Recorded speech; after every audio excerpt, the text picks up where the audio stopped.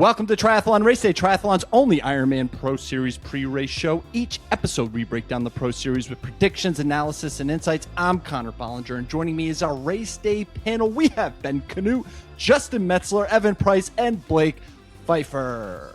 Gentlemen, we are here to discuss Ironman New Zealand. Let's get into it to kick off 2026. Let's kick it to the panel. Boys, how we feeling for Ironman New Zealand? What are our 2 cents? I'm going to throw it to Ben. Look, the energy is palpable. It is the beginning of the race season. I know we've had these other races going on. We've had some in January, February. You could race all year if you want, but this is the beginning of the Pro Series. We got tons of different storylines. We got people who potentially injured, potentially not injured. Are they doing the Pro Series? Are they not doing the full Pro Series? Hometown race. I'm just psyched to get the quote unquote, I guess, real racing going where we have such competitive fields, and it just kicks off all of the hype that's going to build throughout the entire season. I love that we're starting out with a full Ironman too.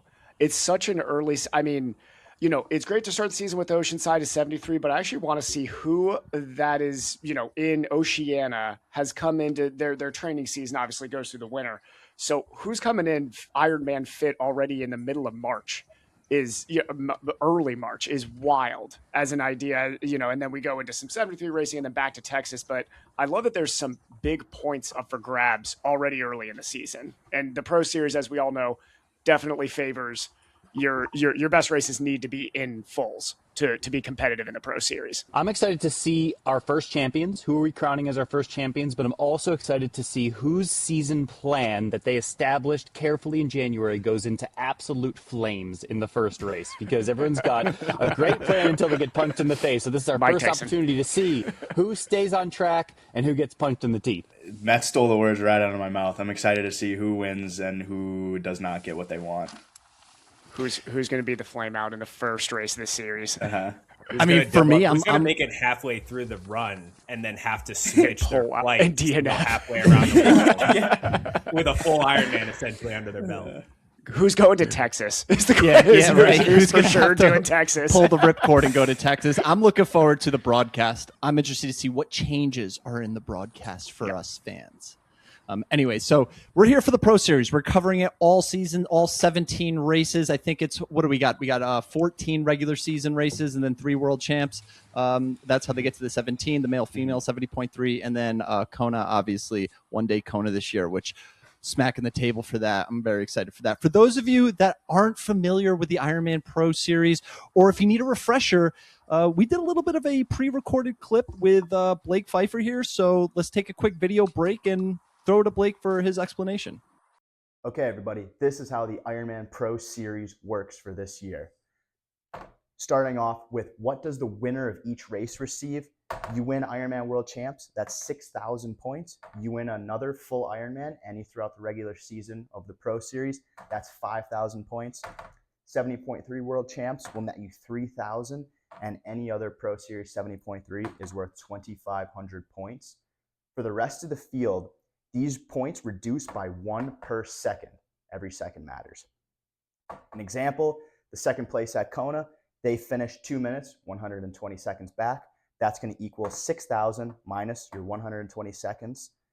Gives you 5880 for their points haul for Kona, finishing 2 minutes back. And that goes throughout the whole field. However many seconds back is how many points you are reduced.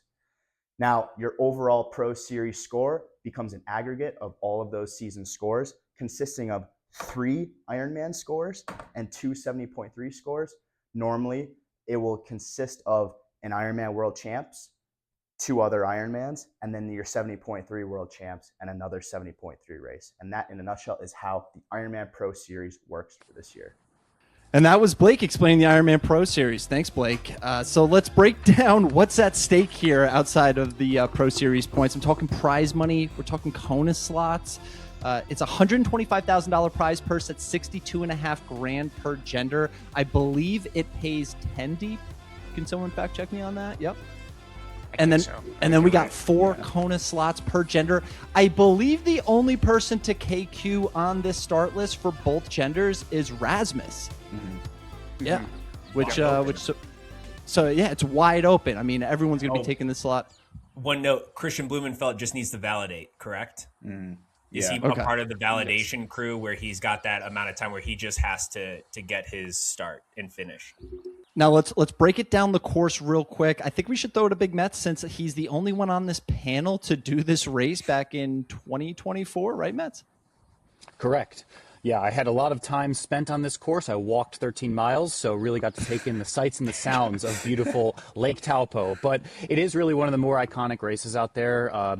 Incredible crowd support and really cool vibe. The athletes will swim in a freshwater lake. It will likely be wetsuit legal.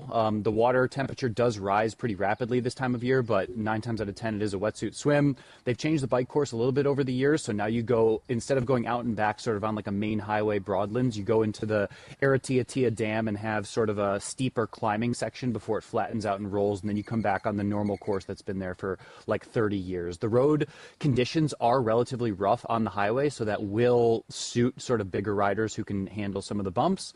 Run-wise, like I said, the energy of the town, really everybody comes out, so it's easy to sort of take it out a bit hot on the first lap because there's so much energy from the crowd, but it's a flat to rolling course. I would say everyone looks at it and thinks New Zealand in March is going to be nice and cool, but when the sun comes out, it can get pretty warm there, so could be some potential heat implications for some blow-ups for folks who didn't do any heat preparation, but that's more or less the ins and outs of the course.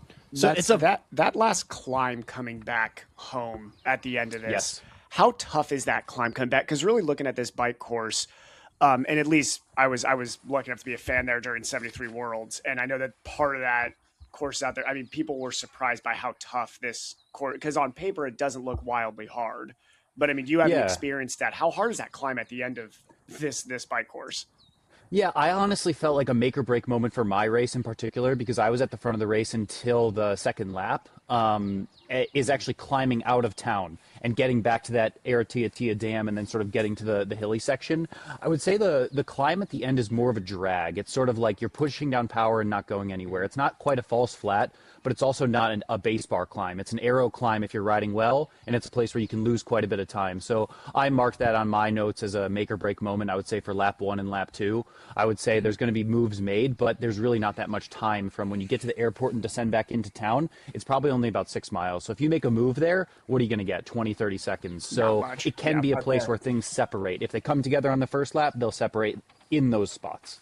Okay. My question was on separation. Are the roads like the chip seal similar to like what the Tucson roads are a little bit like when the old time when they were real rough, because that rolling resistance really affects you. And then with the 20 meters on top of it, probably opens up the bike course maybe a little bit more than we saw even when like the half Ironman world champs were there and stuff, where a surge, even if it's a 20, 30 second gap, once that rubber band snaps, maybe we see much bigger gaps in this race, especially with a relatively small field on both sides in comparison to maybe what we thought we'd see.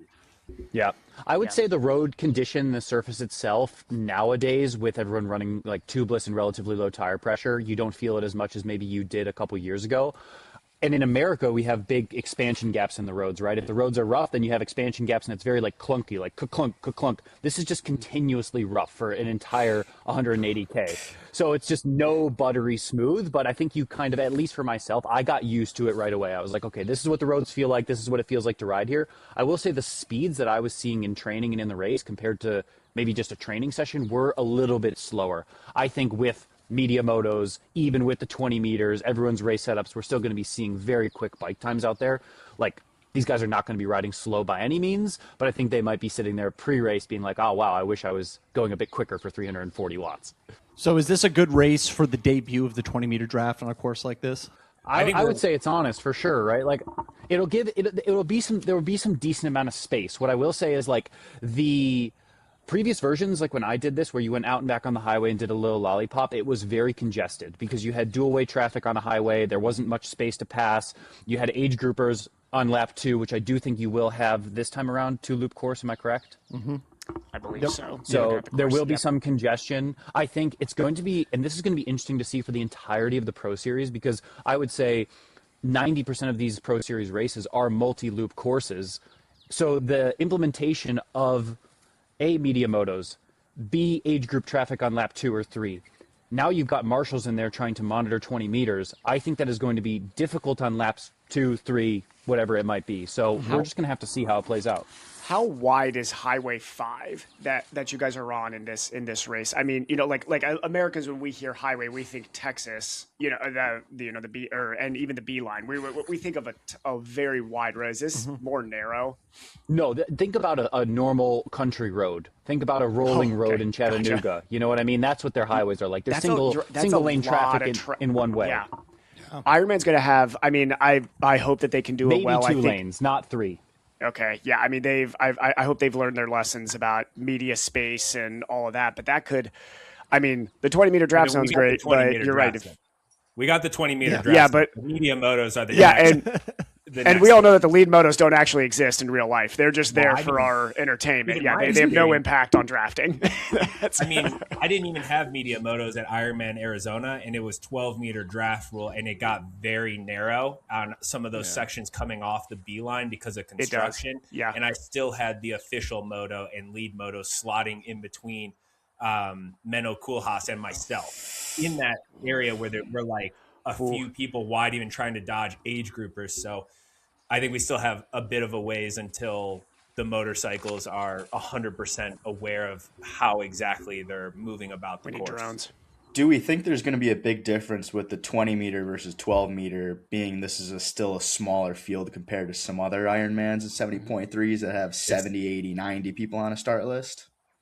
I think this could potentially blow up the race because the less people you have in the race, I think that there's less people to fill those gaps. And so with 20 meters, once it starts to drift out, people are saying like there's very minimal draft at 20, but there's still an effect. Like we can't say that there's nothing that's happening there. So you still can get towed along a little bit, especially if that pack is 5+ people. So with it being smaller fields and we have a few like pretty standout cyclists, we might see bigger gaps either between a couple small groups or people going solo and taking more risks just because they know, okay, guys sitting 2-3 back are not like chilling as much as they were last year. In the women's field too, if you look at having a Kat Matthews and a Jocelyn McCauley in this field, this could be so nobody's going to hang with them. I feel like we're about to roll into it, and before we break down this start list, because that's exactly I was about to mention a male athlete, and I was like, wait, we're about to get right into the start list here. Sorry, what's that? Run course real quick from that. Oh, I know you watch Sorry, a lot Matt. of it, Mets, but it's a beautiful run course. It is. Yeah, cool run course. You sort of head out on a path. It's can get a little bit congested back there, and it's interesting because you get so much energy leaving downtown Taupo, and then it just gets really quiet back there. You sort of run through a park. like a Placid. You do have one. Yeah, very similar to Placid in that way. You do end up running up like a kind of steep climb. I would say maybe for like half a mile or a mile, you have an uphill section that if you're not moving well, stings, and then it's sort of like a rolly drag on the main road back into town. Honestly, a pretty straightforward run though. Like there's really not much to it. I would say flat to rolling, if not flat, more so. And I think we could see without a doubt 2:30s from some of the guys on the list, which we'll get into. Pretty exposed to the heat though too. I know that's Correct. But it's a not vibes shade. course. It's a vibes course. Do we have a forecast yet? I was gonna bring that up, but Evan's got we're it. so We know we're Evan's so got it. deep. Give me a sec to the look at the dew dew point point? here, boys. Yeah, give me the wet bulb. Yeah, according to well- the ITU or World Triathlon, it would just be black at all of the races. We're all in grave danger of any sort of heat happening. Yeah, so I mean, so I was about to say this week looks nice. It's like 57, American degrees over there. So, whatever that is for our Celsius folks. But next week, Tuesday, Wednesday, looks like it's starting to creep up, and then they're getting into the low 70s. But humidity-wise, no, I was about to say it doesn't look that bad. Never mind. We're talking, oh my God, midday, 55 dew point, 56. I need Evan That's against the rough, green guys. screen pointing to this and just That's- like he's tracking the boys. storm. Just like just check this section right here. Talking 70% humidity, guys. This is going to be brutal out there. 70 degrees and 70%. No, that's going to be tough. Is that a sticky day? I mean, it's not 70 Florida. 55 it's not and Florida. humid is not too bad, honestly. When I was out there, it was pretty much identical conditions, if not warmer. I think race day temp we had about 80. I didn't ever really feel like it was cooking out there. You do have the relatively high humidity, but it didn't ever feel super hot. So I would say for the top guys who don't like, if you're in that mid pack, I would say you're going to feel it more than the top guys who seemingly can go to conditions in Nice, conditions in Kona. The and be totally Oceania fine with folks the are heat going to be regardless. fine. Yeah, Everybody's the been Oceania in folks are Lanza. gonna They'll be fine. Yeah. They'll be all Yeah, right. I'm more Aussies will worried be about totally our UK fine. athletes. I'm a little bit worried about our Brits. Yeah, if you're going right from the UK down here. That's what I'm thinking, is if you're coming straight out of a winter, that might feel a little rough. I don't even care where you're training. If you're British, you're going to struggle in this. It's just 52 is warm. built in the DNA, right, at this point. All right, should we roll into last year's results real quick before we start breaking down the start list, guys? Yep. Yeah, All right, let's pull it up. So let's start with the women last year. Reagan Hollyoak won last year in a time of 8:51, which looks like time-wise it was kind of a middle of the road performance, considering that the year prior Chelsea Sodaro went 8:40 there, which was cooking. Yeah. I mean, really, is that their course record? I believe that's the course That was record. one of Chelsea's best ever performances. Obviously, her Kona win was number one, but I was there in 2024, and she absolutely smoked that. So, how much did she win by that year, Mets? Do you have a rough remember? I'm in the 2025 over race 10 now, minutes, I believe. I mean, we can Yeah, pop that's a back and huge see, gap. but she was miles ahead and just, I mean, like flying on the run. I got it right here. So she won by 17 minutes. there we go. I'm 17 very curious minutes. to see where Kat or whoever the eventual winner is, like whoever we end up picking, is close to that time. That will be a very interesting comparison. Now, in 2024, Jocelyn McCauley came in third, and then she came second last year with an 8:56. Roughly 5 minutes behind Regan. This is Jocelyn's playground. And then she Nina, races here a lot. And then Nina Darren to round out the podium. I guess we could throw Gabrielle Lumkis. Both of them, Nina and Gabrielle, are on this start list. And then fifth place last year was Kate Gillespie Jones coming in with a 9:20. And then the men's last year, the legend Mike Phillips, 7:45. Joe Skipper, 7:48, comes in second. And then Jack Moody with a 7:49 as well. Ben Zarganoti coming in fourth, and then to round out the top five, Jan Van Berkel with a 7:56. So sub 8 is definitely going to be needed to break the top five. And that's fast racing this early in the year over a course that it's not a slow course like Matt, you'd say, but I mean, this is, a set like that under 750 is a strong day on an honest course like this, would you say? Yeah, I don't think that there's any sort of thing that massively slows it down. And I think now just, 750 is the barrier to entry to be on a podium in on an Ironman anywhere in the world right now, I feel like, unless you see something like, Lanzarote or Lake Placid that has, big significant climbs. This does not have anything, or Nice, this doesn't have anything that's going to slow people down significantly. So I think we're looking at 740s here for the winner. For the victory, I think it's going to probably be about 10 minutes quicker than what those guys went last year. Ben, would faster. And then for the women's, I'd say that you're not really winning a Pro Series Ironman, and maybe I'm going to be eating crow after this race, but I would put money on the table that probably course dependent, of course, but probably most of the Pro Series races you'll have to go sub 740 to win a Pro Series, if not sub 730. Yeah. Sub 730. Sub 730 is a sub bit. 730. Come on. The world record's like 728 or 7, isn't it? Look at, Menno Koolhaas, Ironman Arizona, 724, 728.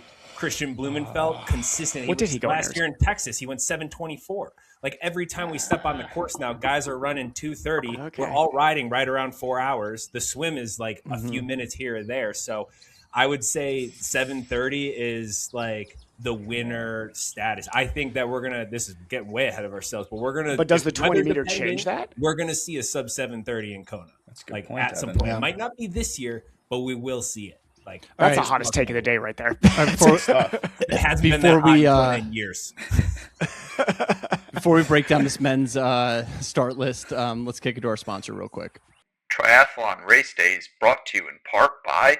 This episode is brought to you by Texas Grassland Beef, a family-owned and operated ranch delivering high-quality, 100% grass-fed and grass-finished beef straight to your door. Their cattle are raised the right way. No hormones, no antibiotics, and a focus on real nutrition to support both performance and everyday health. Whether you're training for your next race or simply want better food for your family, they ship premium bulk beef nationwide. It's convenient, clean, and sourced directly from the ranch. Head to txgrasslandbeef.com. That's txgrasslandbeef.com to learn more and upgrade the way you fuel. Well, that's at the All right, very guys, end, let's right? get into the nitty gritty here. So, men's start list. It's a gold tier race according to PTO. It's the first Pro Series race. I would love to see a deeper field to kick off the year. Gustav obviously not there, to race with his Bash brother. I'm going to kick it off here, guys. When we're talking about the bike course and we're talking about 20-meter draft, and Big Mets mentioned it, strategy could be guys want to get away. I think this is open and shut case for Christian Blumenfeld to lead front to end like a Lucy Charles 2022 70.3 Worlds. It's a hot take, I know. I'm going to counter and say he's not going to be alone. I think like a Mike Phillip, a Kyle Smith, he's going to have some company at the front, but it totally sets up for Christian to let these other guys, if they want to win the race, they're going to have to push the bike. And because you want to get rid of Pierre Lecour, and Freddie Funk is going to be there too. You got too much bike power for Christian to just ride away on his own unless he's like otherworldly in March. But I do think he's coming off the bike in that front pack, and then he'll run sub 2:35. Who do you guys think Christian is worried about in this race? If you're into Christian's head, because I mean we can all agree it's his race to lose. He has to make a mistake to lose this. I think he needs space on Pierre Lecour. Mm-hmm. If you look at this, I mean, we all know, okay, there's the jump up to the Ironman. But Ben, you probably raced him ITU wise, didn't you? For a while? Well, I was listening. I think it might have been the All In Triathlon podcast where because Yele, he's been out with Yele a little bit training there. I want to say, and I might be misremembering, but it seems like he's using this as a trial run and he wants to qualify more in Frankfurt. But Yellow is trying to convince him, you're a top quality guy. You got to go for the Kona slot here. So I think if he can get to the run within, I think nowadays, if you're within 5 minutes, you got everything to play for in the marathon. When it's your first one and you're coming from half and Olympic distance, it's all about pacing because Ironman feels slow when you get off the bike, or it should if you're feeling good. And then it's it doesn't really, the cliche, it doesn't start until mile 18, but those last 10 miles are crucial with that. So he's just got a big question mark. He's a quality athlete, but also with this bike caliber, they're going to be biking to get rid of him because they know he can run. And I think if they create separation, I don't think he's got the bike power just yet to ride with a Funk, a Smith, a Blumenfeld, a Svenningsen, all those guys. I don't think that Blue is looking at anybody on this list with any fear. I think the only people Blue really considers as competition are the Norwegians, and maybe peripherally a Martin Van Riel or some of those guys. Sam, and so I think he's looking at this list saying, I'm going, as to Ben's point, 7:30. These guys are all going 7:45. Pierre Lecour on his best day is running a 2:40 off of a 5 minutes down on the bike, and Big Blue still got him easy. So I think Blue's chilling here. I think someone like Pierre Lecour, just to tie the bow on him, I think he's really, like Ben said, looking more for a Kona slot. I don't think he's going to take risks here. I don't think he's going to try to go off the front with Svenningsen. Pierre's a 2:30 guy. He'll run 2:30 if he's going to, right? Because he's not somebody who overbikes and necessarily blows up. He's had a couple 66s. He's always the fastest runner at the very half. fast. He runs very, very fast, and he's an efficient runner. He's not big long strides. He's always that quick cadence. He's a good looking runner. So I think he's a 2:30-ish guy, but he can't overextend on the bike. We just don't know how that 112 miles is going to affect him on there. So I think if he gets exposed on the bike, there's a chance that he could really, I think he could still run a 2:30. We could see a Macias situation where Tacone is 25 minutes ahead and okay, cool. The guy runs a 2:30, but he's 20 minutes down off the bike. And so he might shock us with an impressive 2:28 run, but it's all going to be okay, cool. He was second and he got a Kona slot. Yeah. My question or is, even I think Blue's coming in with a complete race. He might not even run into second if Kyle Smith. I mean, I think actually Blue's best ally is going to be Kyle will swim front pack. Yeah. Blue will swim front pack. The problem is I don't think Rasmus, Folly, or even Fred Funk actually are going to factor into this at the front because I don't think Blue and Kyle Smith will let them catch them. I mean, Freddie Funk, though, the question is does he push? Because he's close Fred to being can able to ride. swim with Blue, and he can ride. We know that. Yeah, but Kyle's going to push this swim. Kyle's going to want space all day. I think Kyle wants to lead at a T1 and into T2, so Blue might go with him just to seal the deal, and Blue knows he can outrun Kyle. So is there any hesitation from Kyle with this being his first Ironman in a few years, though, as well? Is there a big difference? Kyle races hard. Okay. Yeah, I just think Kyle's personality. Do you think is there's any lack of gung ho feeling when you take that long a time away from an Ironman? Maybe. I mean, it might be in the back of his that might be his game plan, but I think it's that he's going to get into race mode, and Kyle's raced so much T100. He's going to get on the bike. It's going to be hard to not just go all out and try to push at the front all day. That's just his personality. I think Blue's biggest mistake would be letting people stick around him on that bike and not taking that first group to get away from Pierre and some of those big runners. He'll push hard. I think Blumenfeld will push hard from the beginning because I think he'll be motivated with Kyle Smith, and it'll depend on that gap out of the water. Mike Phillips, and my question too is from like a Phillips, a Moody, Smith, even Funk. Like I feel like Funk's run coming off the bike in Wanaka was not as crisp as maybe he wanted, but Moody ran like a 1:14. He ran 5 minutes into those guys. What have they ran before? Because that's what Christian will probably be looking at is, okay, like if Moody's a 2:35 guy, I just want to shed him so I don't have to worry on the run and save some cash for, in a couple weeks for Geelong. And then he's going to Oceanside and then he's going to Texas. Like and he announced Roth, like he's got this pretty heavy race schedule as usual. And if he's savvy, he will be looking for ways to kind of keep some money in the bank for these next races. But it's who are these guys? And even we haven't talked about Henrik Ghosh yet either. Like who are some of these guys who have run sub 240 in any Ironman who could potentially on a really good day come off the bike and be annoying for Christian or threaten for it? Mike Phillips and Jack Moody last year biked well. Not crazy though, because Skipper put 2-3 minutes into both of them to bridge up to them basically, or 3 minutes into them to bridge up to them coming out of the water. They both ran. So Phillips won with a 240 and Moody ran a 242, but I think Moody went out very strong and kind of faded. I mean, Moody runs well over 73, but I think that 240 to 242 might be both of their range, which means, I mean, you want to cheer for those guys to mix it in, but at the front of this, I mean, I just don't think a 240 to 242 is you're going to need to bike the house down for a 240 to put you on this podium. Have we ever seen somebody give Blue pressure other than the Norwegians that I mentioned, his compatriots? Laidlow? Other than himself. Yeah. I love pushing. I mean, that's a good Okay. Ben, one time at 70.3 Worlds, other than St. George that year, can we recall an instance where Blue has been pressured that way towards the line? I think Yelly's the only other one. Yelly, I mean, maybe Yelle, Martin? maybe Yelle. Martin, Yelle, and the Norwegians and Ben. At Nice, those guys were just hanging on, though. That's what I thought. Martin was kind of. And I'm just saying, anytime Blue and Jan, maybe, right? Like Jan, Milwaukee type vibes. Yeah, in Milwaukee. I think like the only time that he really is put under pressure is when he has something go wrong, right? Like he is pooping his pants, or he's has even then throwing up, or he's cramping, right? So I mean, like unless there's a scenario where that happens, I don't see anybody on this list of a Ben Canute caliber. Well, my question too is like, I love that. Now we're getting into the weeds. Nobody's got Ben's. That was a good save after saying that it was only once that I put pressure. We'll ignore that.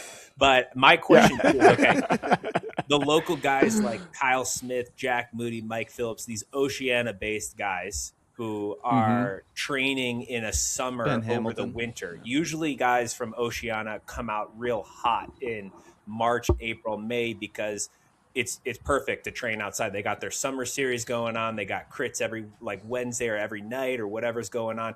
It's easy to train in the winter for them versus we all know Christian can train basically anywhere, but it's cold. He's done maybe non-traditional type stuff for some of the winter to like build into it versus maybe some of these other guys. And depending on how late everybody raced, those guys like the Norwegians basically shut down after Marbella. How many guys raced past that into late November, early December, took a short off season. So I think there's not a lot of those Qatar guys or anything here. So I think most people were done in November.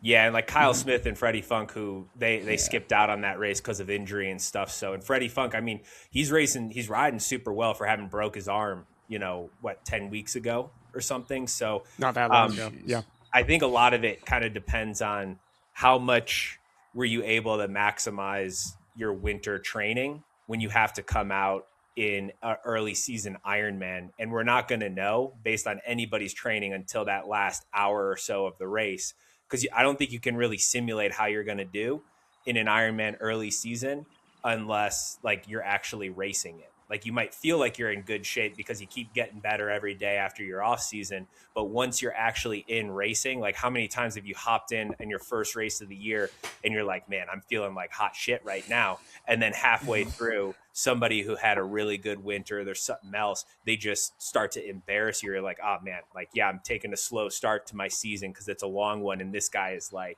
revving on all engines. So there's some interesting, I think, hidden dynamics that we just can speculate on versus like actually know. Well, sometimes they Can don't we even talk know quickly too. about Can we talk quickly about Trevor Foley? Because we haven't Yeah. Yeah, I was going to say we him haven't and dived Matt. into this yet. I wanted to haven't- move past the podium here. So let's talk like 3 to 10, because there's some really interesting, and this is not to say I'm willing to say I think Trevor Foley can make a podium in this race. Certainly. I actually want to put him on this podium. But I'm with you, Mets, on talking about some of the guys traveling for this, like longer travel for this. I think my hot take on Trevor is this race extremely important for him? Because he seems to be teetering on, am I a guy who wants to just race domestic 70.3s and Ironmans and try to get victories and have the, qualifying for Kona dream? Or am I a Pro Series guy? And I feel like this is where someone like his season really splits into two crossroads. And it's really, I think, important for him to get points here, which might be tough. Well, But I'm curious to hear your guys' There's an opinions. interesting That's a good dynamic point. there with Foley is he released his schedule. It did not have Ironman New Zealand. He got antsy. Correct. That means that his training, this has happened. Sam Appleton did this once when he was like, I'm too fit, and he threw an Ironman Canada before Kona. And sometimes it works super well, but sometimes it doesn't. Sometimes it comes back. I've been a victim of it too, where it's like, man, I'm ready to race. I'm feeling fit, like peaking too soon. And then you go out and you race, and sometimes it works well. And he might come out. He has the potential to, and the run with his talent to challenge somebody like Christian if it came down to it. But then the question that we'd ask after the race is he peaking too early for an October? And again, we're just like speculating. He's obviously been training super hard because you see his bikes that he posts on social media, and everything is over 300 watts, 25 mile per hour average, just hammering in some Florida. flat Florida roads. So like, he's he could be back dangerous. with his But he's got his young bike enough to mojo double back. peak. He's young enough to double peak. This is the Anybody thing, can he's- double peak. It's the triple and quadruple peak, or You got to peak 5 times. Yeah. or it's the trying. Yeah, to starting in maintain that March, you high would have to level. peak 5 times going into October.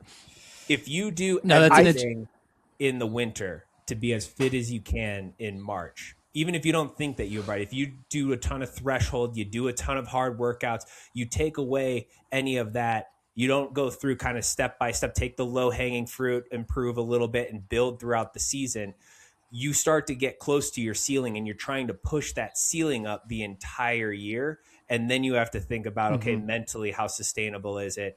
Physically, like maybe mentally I'm fired up and want to go, but then physically, how does that affect me and everything? So it's very interesting to see somebody not only change their schedule, but an Ironman versus a 70.3 early on. You almost want to hope that there is going to be a scheduled break in the middle of the season. Like maybe he had a change of heart and was like, I mean, I don't know his schedule when he released it, but maybe he's like, I don't want to have to go to Lake He was doing Placid. golf. It's coach very in heavy. Happy Valley, It's like very heavy. Lake Placid. Like this will be the thing that concerns me when people get trigger happy. Because I was thinking about this with Christian Blumenfeld too, and throwing in Challenge Roth. That's 3 Ironman races before Kona. Like this isn't like I'm going He's to got do a 4 Russ Ironmans. Buster Dallas Little Elm type thing. This is I'm going to go race a Pro Series Ironman. That's And all.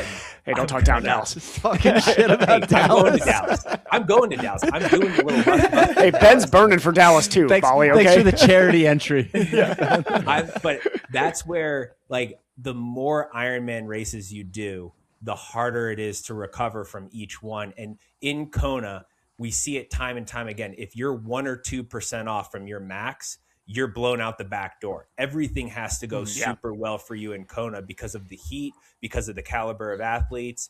And I think Kona is not only the most important race because it's our Ironman World Championships, but it has the biggest implications on the Pro Series because you win that race, that's 6,000. And if you win it by a large margin, like somebody like Patrick Lang, or you get a big, which a lot of times it is a large margin in Kona, you're putting everybody else in the Pro Series behind you. So that's where when you start adding these things in, whether it's, and I love Roth, I mean, Ironman New Zealand is one that I looked at as well. But it's when it just depends on your goals. Like, what are you really trying to accomplish by throwing in extra races? He's not Here's what leaving I know himself. about. Oh, Go ahead, Blake.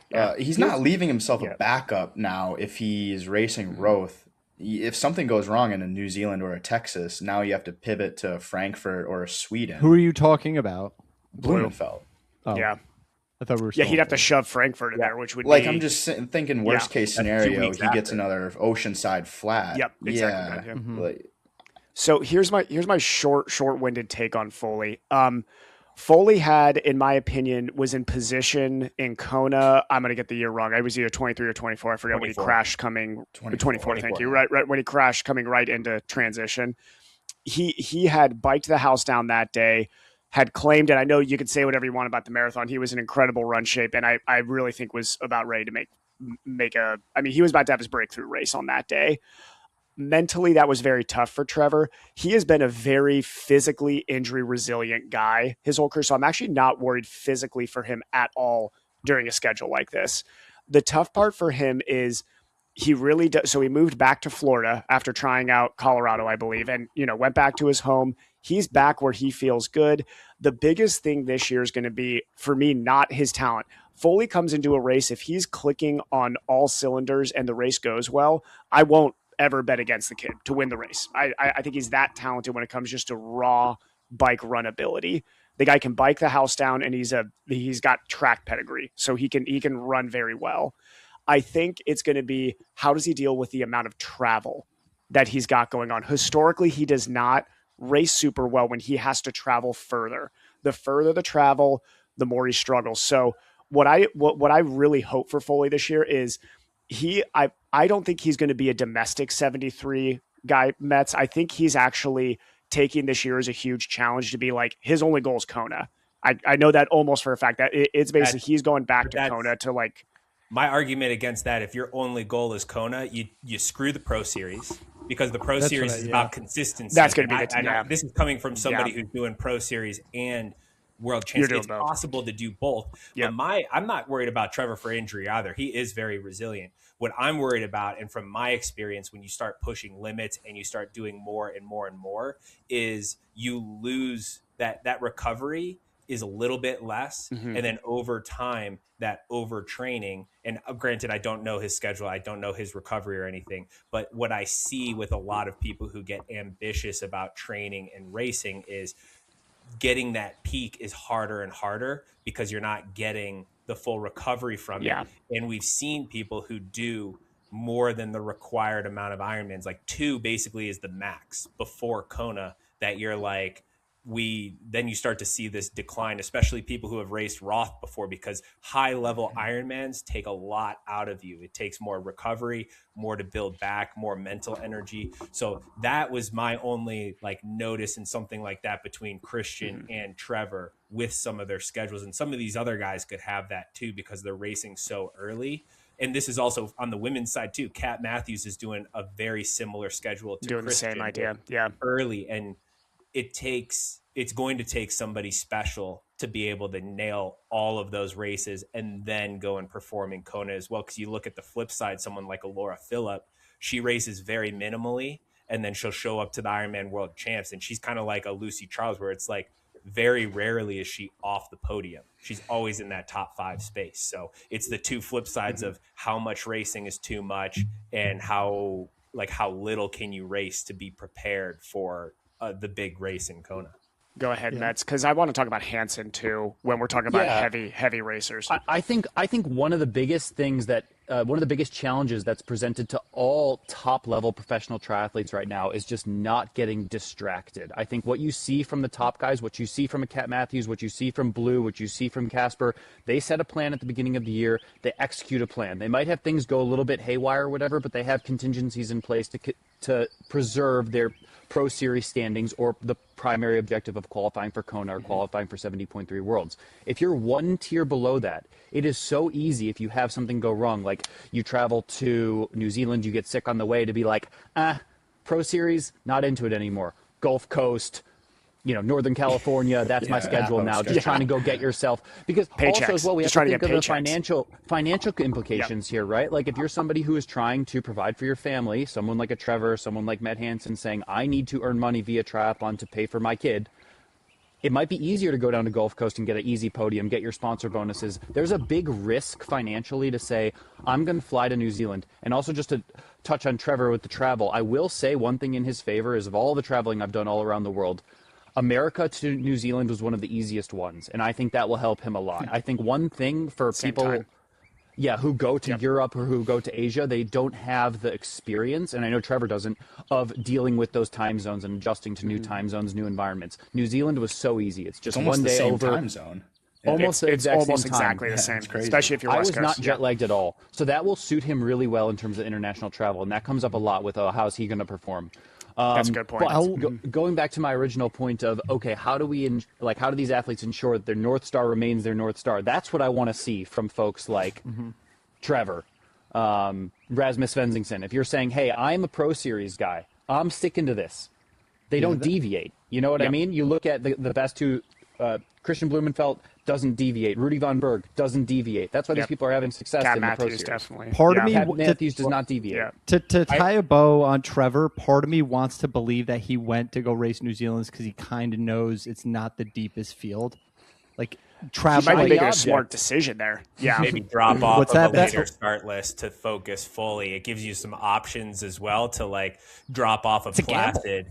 Yeah, because you can, because what Christian and them are doing, they're doing this quad early of New Zealand, Geelong, Oceanside, Texas, which is a hefty race schedule, but then you're done with the Pro Series if you do it all well enough. Gives and you can so much recover. flexibility in training going into Kona. You're right, Double because you can peaks. almost take an off season and then, make it a huge build going into Kona if you nail everything. I am. Well, Ben, going I'm back to curious Justin's to hear point, Ben's perspective.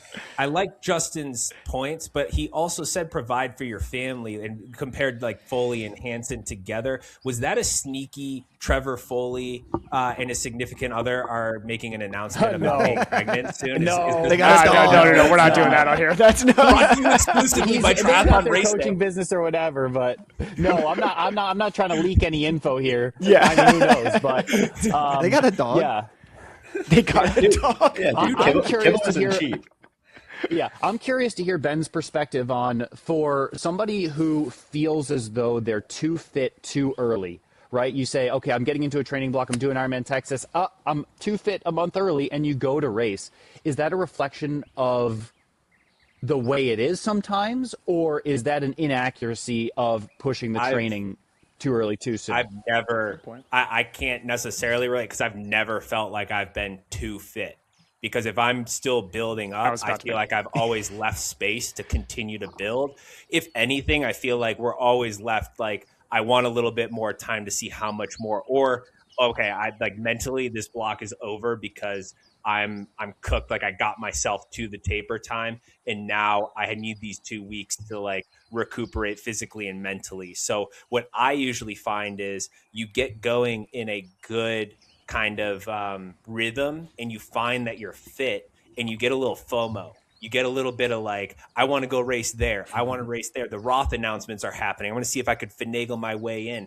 Or everybody's announcing they're doing Dallas Little Elm. So I'm going to go do Dallas Little Elm there and see if I can pick off a win or something. Like there's all of that. You get just this antsiness because this is also triathlon silly season of we're only posting on Instagram what we're doing in workouts, and we have nothing to show for it just yet until the racing happens. And then when you perform, you're the hot topic. So you want to be a part of that action. So that's what I think usually happens with athletes is we are like race horses, like a Seabiscuit. Like you put somebody next to us, we want to race and we want to go out there and we'll run fast. And we get that kind of antsiness before like the season officially starts. And his start was it in Dallas Little Elm or was it going to be in Oceanside? Because both of those are I think like it was going to be Dallas originally. I think it was thought going it to be was Dallas Dallas. originally. So So then it's the a little question bit of is he ego. doing more? Is he going to do New Zealand, Dallas Little Elm, Oceanside, Texas, and continue on with his schedule? Do we know? I don't trust a single Yeah. preseason race announcer. That's what I don't get the why that's moral- the trend now. mine. I don't yeah, get it. that's going to be the moral of the story. I'll even call Ben out on this. I bet Ben has to make switches. Is he not I- doing I- so long? Let's go. I think Let's at the put money end of on the this. year, we're all going to crack up that we did that anybody did that, because it's going to be like, if anybody wants to fact check how accurate somebody's preseason race Oh, I schedule can- was, it's I going to can be like pull that up. 75%. No, Ben's That's got it. two kids and a wife. I told you. The That's top true. one Ben's got the percenters family. don't change. So if Ben Yeah. wants a good season, he's not changing. I'm telling you that right now. I If believe Ben's he top can do 5 it. at the Pro Series, he didn't change. Well, yeah, and that the only thing that could cause it to change is if you see the ability to move up in the Pro Series because you have something like a Yeah. Christian or a Casper where a race doesn't go well, preferably Have a bad in race. 70.3 because that's Jackie the Herring. to adjust. Yeah. Yeah. But when you have Yep. an Ironman go sideways, that's a hard decision because you have to say, okay, am I willing to put myself in the hole for 500 more points at the next Ironman? Or should I just take my lower score and move on with my life and make sure that I peak when it really matters in Kona? All right, let's tie a bow on the men's here before we dive into the women's. Is there anybody else we want to bring up? I know there's some big names, local favorites on there. You know, Matt Kerr, is a local favorite. He's definitely going to be leading the swim. Anybody else that we want to touch on? I think shout out to the other Kiwis lower on the start list: Matt Kerr, Jack Sosinski, Jack. Ben We Hamilton. talked about Jack Moody. Yeah, Ben Hamilton. Shout out to And them. then I hope Osborne they was do solid. well. I hope they do well in their home race. Ben Hamilton. Yeah, could be Osborne real as well, solid one to too. watch. Osborne too. Ben on Yep. the bike and Osborne on the run. Look out for Sam Osborne on the run. I'd And love also, to see the I mean, Kiwi you just mentioned defend home Hansen, turf. but Hansen is a world traveler. He'll go to every Pro Series race. Essentially, he's like the American Cam Wurf, basically. Yeah, He'll it's a come better in. one. I don't really know his bike. You know, we always kind of question where exactly he's at there, but he'll run sub 235 and move his way up and, Yep, and be every a day of the player week. for that top 5 potentially. Kid KQ, Matt Hansen. KQ Yep. watch for Matt Hansen. Smart guy. Knows how to build a schedule. Evan, is there anybody on the start list that's coming off a big block of training you want to mention? Yeah, I'm going to talk about one guy here. Okay, real quick. Andy Kruger is going to have a breakthrough year this year from a North American, and people can laugh at this. He is. There's a couple guys I'm going to point out every single race that are on their way up North American wise. We're talking about a guy who's been running 100K weeks. You're talking about a guy. I'm talking about a guy. I'll I talk mean, about we these gotta- guys. We're going to have a training hero racing zero where every time Evan was wrong about somebody, we're going to have. But if I'm right. But if I'm he's right, I want a then public it's apology from everybody every race. I mean, God, Well, if you Evan, throw hey, 100 picks at the wall, a broken That's a clock good point. is right twice a day. Okay. Yeah, exactly. This is my only pick, though, then. So if I'm wrong, I won't publicly apologize, and I never said it. But if I'm right, I want Blake specifically to have to publicly apologize for laughing at the comment. I'll never apologize. He's a guy coming into his prime here. We're going to see what it looks like over the next 2 years. He's become very focused away from just kind of traveling to race, where he's got good home bases and he's putting together very good training blocks now. So I think he travels a lot. He's a world traveler. He said it. So Do we- he's Can I pause and say, do you notice how Evan he sneaks in the next 2 years he's going to be good? Yeah. I mean, there's so many guys who are out there. I who think are he's putting in going- good I think he's training going in blocks, top one, 10 in this one race. race away from their breakout race. It's good, I think, to highlight guys who are under the radar at the moment. But shit, guys, it's our job to have a good training block. If we're not having a good There training hasn't been block, we're races. just going through. Yeah, it's Everybody's We're had picking one It's under like the radar guy for right, this. it's performance I in races. commented after Wanaka. I feel like Jack Moody is still under the radar here. He just won Wanaka. I agree with that. Yeah, He's not getting a lot of talk. He's not getting a lot of attention. This is a guy who, if he ran 242 last year, he could come back with a 235. He's not a slouch on the swim and the bike. If we're picking an underdog for the race, I think that has a little bit more legs than Andy Kruger. I need a little bit more data from Andy Kruger other than a 7th place at Santa Cruz. I will not disagree that Jack Moody is going to be Andy Kruger in this race. Let me be very clear there. Is 7th place in Santa Cruz the new 7th place in Geelong? It might Not be. even close. Geelong was a way stronger field. Geelong was a way stronger field than Santa Cruz. Obviously, this is all in good fun and jest. I think that's going to be a reoccurring segment. Evan just does a deep dive on someone who's a long shot. Obviously, we want Andy to do well, but I think to Big Metz's Andy's point, going there's to a do few well. other He's names gonna have on a good here. day. Like an Do we have some Osborne or somebody stipulations else that that you might. can't go off of like 1 or 2 Instagram posts. They have to fully share their Strava, and you have to be like monitoring. He does. Like, I know. what's going No, on. I completely agree that we can't have the guy who's like, my training week. And be like, Yeah. he's training the house down. That's a good week. Yeah, we have to do our own homework. So that's Evan's big block of training, his little beauty. Let's get to the girls. All right, let's jump into the women's start list before we get into the fantasy game. Real quick, though, let's throw it to our sponsor. Triathlon Raceday is brought to you in part by. This episode is brought to you by Grindstone Collection Strategies, because podiums are cool, but direct deposits are better. If your prize money goes MIA or a race organizer is ghosting you, Grindstone is here to chase it down. They specialize in getting businesses paid, and if you're a pro triathlete, they'll do it for free. Zero fees, zero nonsense, just results. Hit up grindstonecollections.com, fill out the contact form, and don't forget to tell them that your friends at On Your Left sent you, because nothing says I'm serious about my money like sending in Grindstone. All right, let's jump into the women's start list. Who wants to kick it off here? Who's the favorite? Who's got a hot take?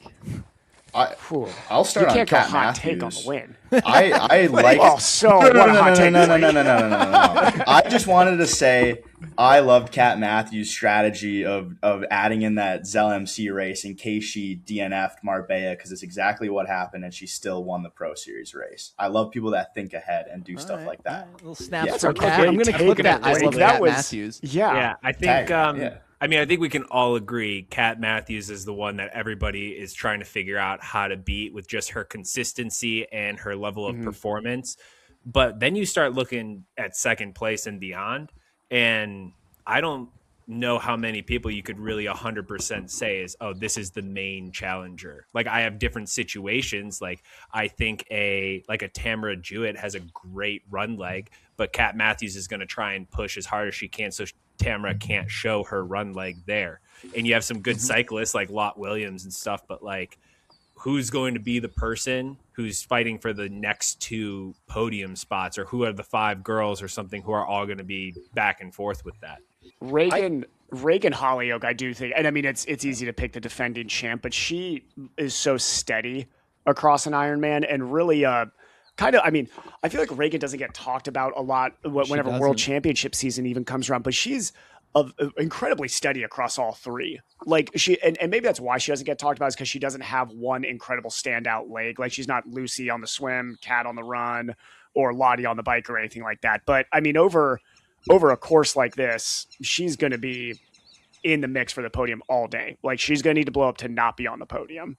I've got 2 hot takes here. Number 1, I think Hannah Berry has got to be a lock for the podium at this race. I don't know if that's actually a hot take, but I think she's probably, aside from Kat, one of the top athletes at this. I think also what I'm curious to see from Kat is she has been really consistent, but I'm seeing races here and there, at least one a season, where she's had like an injury or niggle pop up in the race, right? Like flashback to Miami, calf injury in the race. Marbella, calf injury in the race. Like there's a chance, you have to say like a 10% chance something pops up mid-race for a Cat. Yeah, maybe more. And then you have door wide open for a Hannah Berry or some of these other girls. I would say not this early in the season. I think that's after a long season of racing, starting to try and elevate her. Miami was early. That's true. Miami was the first race. And she's coming off Marbella, which really, how many months ago was that? It's only 16 weeks ago is Marbella, or 20 weeks. We're not talking about a significant amount of time. Yeah. Right? I'm in agreement with you, Ben. I do think Kat Matthews is going to be clean here, right? Because I think she's not going to be challenged on the bike. I think she's going to have space. I think the 20-meter draft rule is going to help her significantly. I think she's going to be able to go and cruise a 250. It's different when you're going toe-to-toe with Taylor Knibb and you're having to drop a 320K mid-race. That's going to clear a calf. Fenella? Yeah. Fenella Yeah, I was going to throw Fenella out there. Is the one, I think, kind of person, like, because with because Hannah Berry swims fairly well as well. Mm-hmm. Is she She's somebody like, who's up I there? think main pack-ish. Yep. Yeah. Main pack, but like Fenella going off the front, can anybody go with her who can run a little bit? Because that's kind of a 1-2. Do we have any punch, evidence of maybe. Fenella post? She had iliac artery endofibrosis. Yes, so that's I was about to very say significant that's a surgery. serious surgery. So I don't know if you guys remember Pedro Gomes also had that surgery that kind of ended his pro triathlon career. At least it is very hard to get comfortable back in the TT position after that surgery. It's a very unique surgery to cyclists. Honestly, it's one, at least in my experience, I have only ever seen in the cycling world. I have her splits from Challenge Serbani Yas that she just raced. That's what I was going to point out, Blake, is you put that in there, and She biked I'm very well. I'm and I don't know shocked how accurate that course was, to be fair. That's true, but we could just say Fenella. Let's say she's even back to World. That would be awesome. I would love to see Fenella come back and be rolling, but. We're talking 73 to full, 112 miles TT position. Mets sounds like there's not a lot of breaks from the TT position either. Not a lot. We're just This is really not a lot. Yeah. So I mean, we're just gonna. This will be Fenella's tester. Is like, okay, how did this surgery truly go? Is she back? Is it good? Is she going to be comfortable in the position? Is she not going to have any of those terrible symptoms? Yeah. I mean, there are so and many I think wild we have cards. evidence that. We have evidence that Kat Matthews and like Lucy Charles Barclay, these athletes can have surgery and be back on a start list in 8 weeks. Oh, yeah. There's going to be other athletes where it's like, hey, this is your first major surgery. It might take you a year. It might take you 2 years. You know what I mean? So I think Serbani Yas is a fair, I'm glad to see it. She had a good result there, though. I think that's great. I'd love to see that it was good. Yeah. I mean, this really is is a big level up of competition. Without Kat, kind of putting Kat in a separate category, obviously, for winning the pro race last year, this is a very wild card factor start list between second and 10th. Yeah. Like I mean, this women's field, I feel like is pretty, I do agree Very that similar. Hannah Berry sticks out to me, but also not just that. I mean, you're looking at Maya Stage Nielsen. Nina Duran. I mean, Miles Stage Nielsen. Yeah. There's a lot of good names over. There's about 6 women on here who have top 3'd at this race in the past 2 years. I mean, Danielle Lewis too could be somebody who. Yeah, we're not going to likes forget about run Danielle her way Lewis. back in, and it's 20-meter draft rule as well. So some of these girls who are riding really well, I don't know as much. Like the women's field had tended to be smaller, and maybe packs like are not as big as some of the men's races, but that could be something that we see here where some of these swimmers who are not as good maybe make up a little bit more time or feel like they're more in the race with that 20-meter rule. I think I feel like the women's podium is much harder to pick than the men's in my opinion, just because I do agree with you, Billy. I think there's like 8 other names that stick out to me. I'll be honest, the one I'm going to throw in, I really like Tamara Jewett coming off a good result for her early season. I think Tamara races really well when she's got momentum. And I do think she's got momentum. The one name I'm going to throw out that I think is going to be a non-factor in the race, not to be me, but I think Clutterbuck is a complete non-factor in this race. Yeah, I know that sounds bad, but I'm just saying because we have her on our list here. Swim, she might hang on for the 112 on the bike. She has not flashed the run ability yet to be a good Ironman athlete, to be full Ironman athlete. What makes you say this, Evan? Are you subscribed to her content? No, I'm not. that is no. But I think I think too, it's just she because she's in the limelight of our media in the sport, she gets tossed in as a name in these. And I'd much rather we spend the time talking about like a Tamara Jewett or a Danielle Lewis, because I think that those are more very reasonable athletes that can mix into this race. I don't think Clutterbuck has shown that she's going to be able to mix into it. Well, there's also who have proven themselves at the full distance too. There's also Rebecca Clark who's coming off of 2 podiums at Taranga and Wanaka as well. Good She's got home soil advantage too. You know, there's a home soil level up and a Southern Hemisphere level up. I feel like you get a Mike Phillips who always delivers at an Ironman New Zealand. You might say the same for Beck Clark there, who can maybe turn it up a little bit. With those Aussies and Kiwis that when they have the chance to race at home, it always means so much more. I'd love to see Rebecca Clark's run start to come around, though. I think that's the only reason that I don't throw her into a field like this, like a true podium threat, is just because, I mean, she dances around that. I know, Blake, you looked at her. It's like she dances around that 315 to 320 low range, right? I think in this field, you got to be under 310, I would think, right? You got to be close to that. I mean, Cattle run 250. I think second and third place. If you're running, Tamara will need to run 250 or faster. And she's totally capable of that, which is where we could see somebody who is 15 to 20 minutes down potentially, who maybe Runs straight just through the rides field. their race on the bike. Like a Tamara is somebody who is super dangerous because her run in Lake Placid was unreal. Like how fast she ran. Like that was sub 250. Like that's a hard was that sub course, too. She 250 was in cooking. Lake Placid that she did? 240. It was just 240. 240 in Lake Placid. Like that was like I think the same thing happened that's gotta be a top that we five were run talking about split. with total. I believe it was. Which is we unreal. were talking about this with Macias. We were talking about this with potentially like a Moody or a Hansen or whatever. I mean, Tamara, that's going to be her Achilles heel is the 30-minute, coming down off the bike. And she was, what place did she come in Lake Placid? 5th, right? So we're talking about a 12-meter draft zone. I think we're going to see fourth. Not even on the podium. I think we're going to see even a bigger split to somebody like Kat, to a lot of Williams, who's going to be able to. But I would argue maybe not stronger. Because that race blew apart and it's hilly. Like it's a hard bike course overall in Lake Placid, and this one rolls a bit faster, so the time is going to be spent less on the bike than it would be in a Lake Placid. So I think actually, like the more that we talk about it, somebody like a Tamara or even a Danielle Lewis, both of those girls have run very fast, even at the Lake Placid. And that's maybe a bit more of a strength run, but they both run well in different types of run courses. And they could be somebody who comes from behind and gets a surprise podium to a lot of people.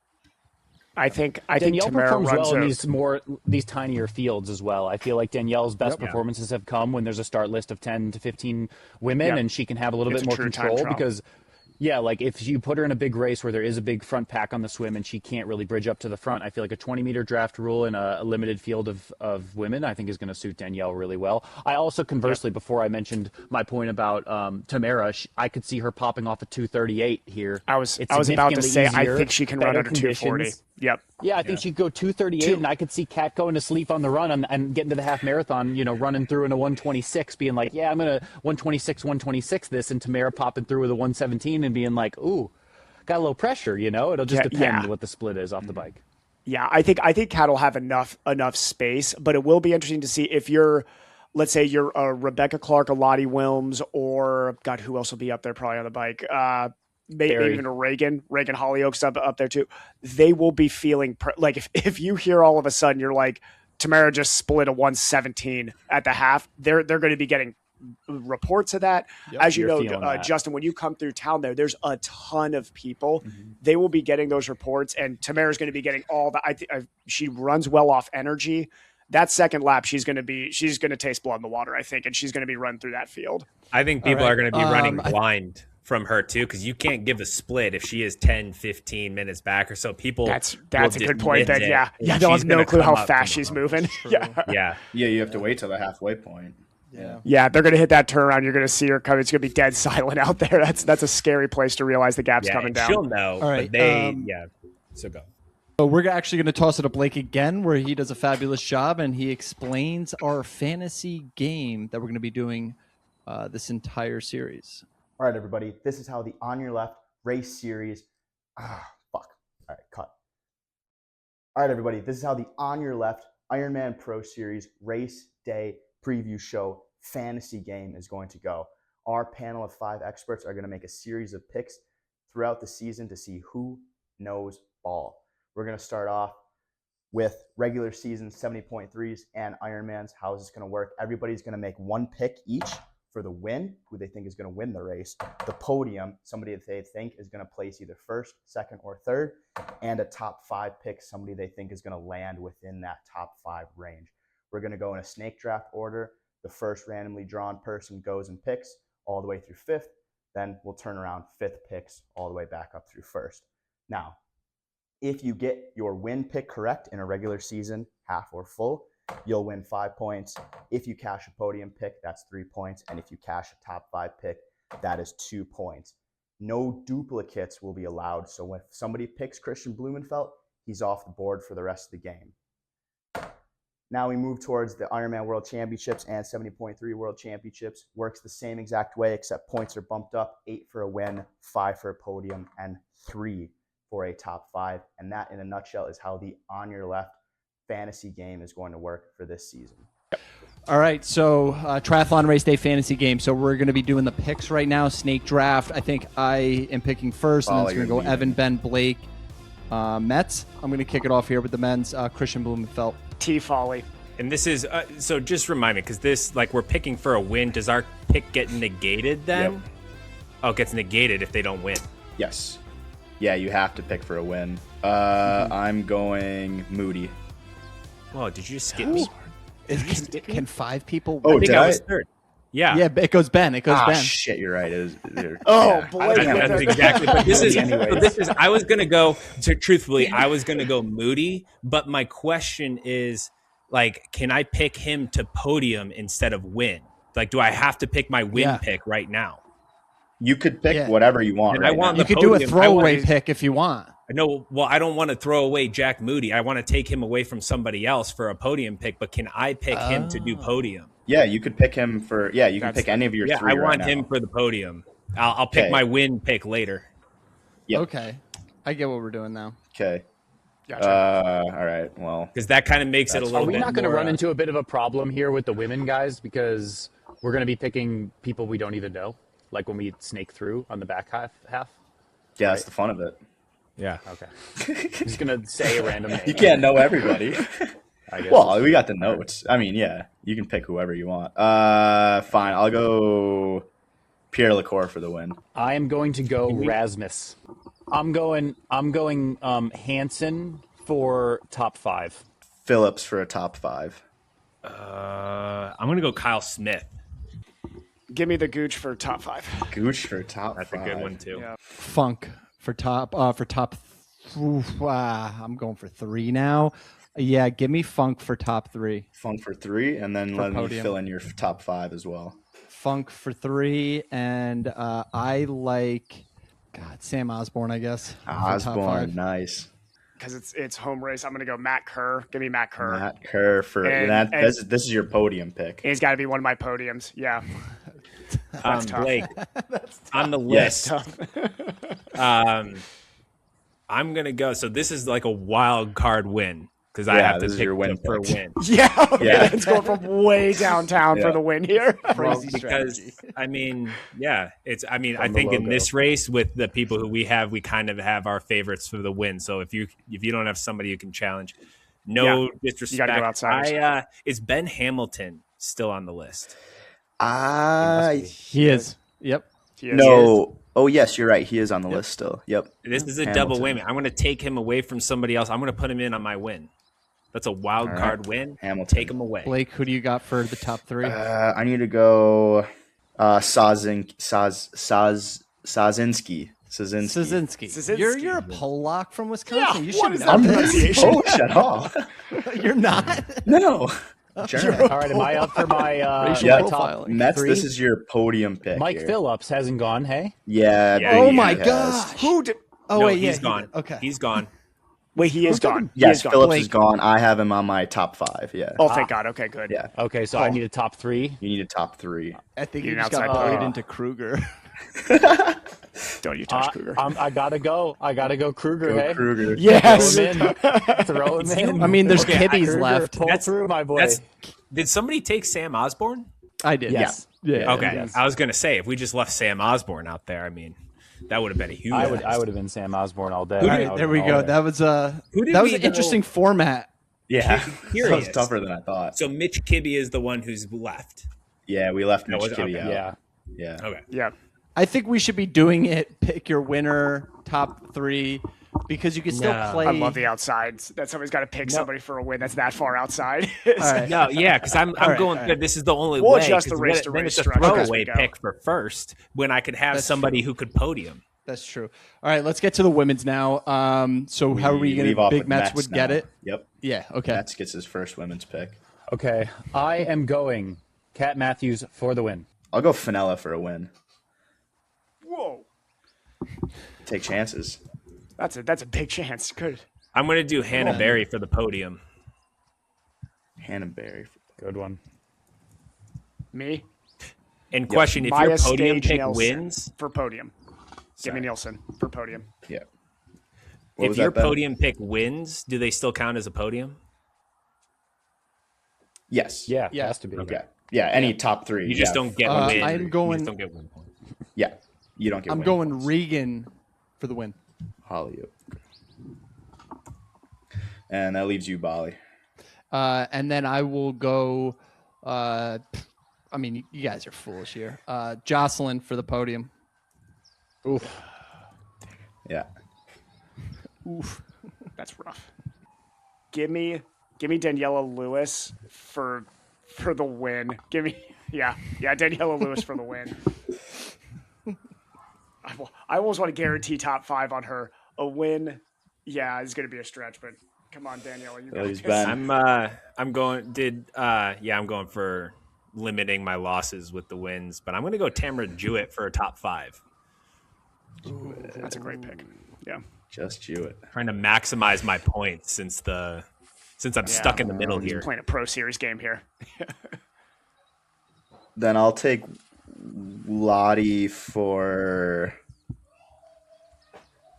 top 5. Yeah, I'm going Nina Darren for top 5. I'm going Beck Clark still there. Clark podium. Becca Clark podium. Gabby Lumkus for my podium. That's a good outside. Yeah. And then who's left on this list? Hannah Knighton. Give me a local. right. Give me Hannah Knighton. I got 2 locals on my men's and women's team. She's for the win. And Knighton. All God, right, if I so win now this, I'm this going would for be top- absolutely Evans up first. incredible. That's an incredible No, outside. isn't Evans up? I'm going. Evans up. Sorry. Yeah, I'm up. We're Blake. We're off There the is list no now. other Give me another Kiwi Kiwi. Is there further a down Kiwi the on there? list. Why don't you go Katie Katie Treston Torney Torney? is an She's the on American. there. American. There you go. There you go. Yeah, America. Yep. Katie Trustin. All right, and then I'm going to round it out with Clutterbuck. Or our official fantasy picks. Great. So that's it, guys. That's our first fantasy draft. I think we did that right. That's it for this edition of Triathlon Race Day. Like, comment, and subscribe so you never miss an episode. Thanks for watching, and we'll see you on Race Day.